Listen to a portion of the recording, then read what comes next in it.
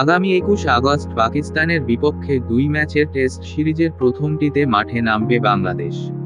রাজনৈতিক অস্থিরতার পর বাংলাদেশের ক্রিকেটারদের মানসিকভাবে চাঙ্গা রাখতে গুরুত্বপূর্ণ ভূমিকা পালন করছেন সাকিব আল হাসান, যার কারণে তার প্রশংসা করেছেন দলের spin bowling coach Mushtaq Ahmed.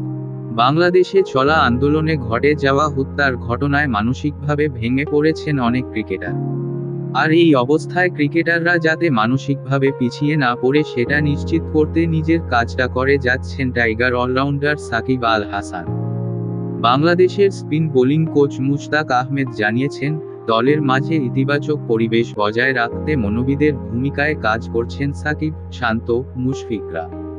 Mushtaq Ahmed বলেন, সবাই অনেক পরিণত। তারা মুখিয়ে আছে রাওয়ালপিন্ডিতে প্রথম টেস্ট ম্যাচটি খেলার জন্য। এখানে প্লেয়ারদের সঙ্গে ম্যানেজমেন্টের দারুণ সম্পর্ক রয়েছে। সাকিবের মতো প্লেয়ার দারুণ ভূমিকা রাখছে। মুশফিক আছে, এখানে শান্ত আছে। তারা সিনিয়র ক্রিকেটার হিসেবে দারুণ ইতিবাচক ভূমিকা রাখছে। সিরিজ খেলতে এসে এখানে ক্রিকেটেই সবার মনোযোগ রয়েছে। সবকিছু ঠিক আছে। মুশতাক আরও বলেন, স্পিনাররা খুব পরিপক্ক। তারা শিখতে আগ্রহী। তাইজুল ইসলাম এবং মেহেদী হাসান মিরাজ ম্যাচ উইনার। তারা অনেক ভালো। তারা কোচের অনেক ভালো শ্রোতা।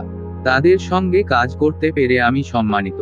আশা করি আমি পার্থক্য আনতে পারবো তাদের জন্য।